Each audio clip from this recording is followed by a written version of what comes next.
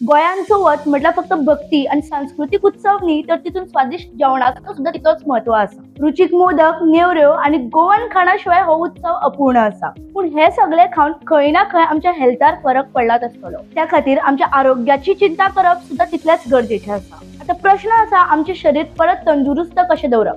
तर आयच्या या व्हिडिओन आमी पळोवया आमची हेल्थ मेंटेन करपाचे सगळ्यात सोपे उपाय. सध्या आपल्या सकाळची सुरुवात एक ग्लास दुबदुबे उदक किंवा लिंबूचे उदक पिऊन करप. हे आमचे शरीर शुद्ध करता आणि डायजेशन सुधारता. सध्या 20 ते 30 मिनिट चलप हे आमचे कोलेस्ट्रॉल कमी करपाक मदत करता. हलके योगासन किंवा ब्रीथिंग एक्सरसाइज करप, तितून स्वताक ताजेपण मेळटा. चवथीक चड हेवी खाल्ल्या कारणान हे दीस थोडे लायट जेवण जेवप, जशे की उकड्या तांदळाचे शीत, ग्रीन व्हेजिटेबल्स आणि फ्रेश फ्रुट्स. आणि सगळ्यात बरे म्हटल्यार नाल्लाचे उदक पिवप.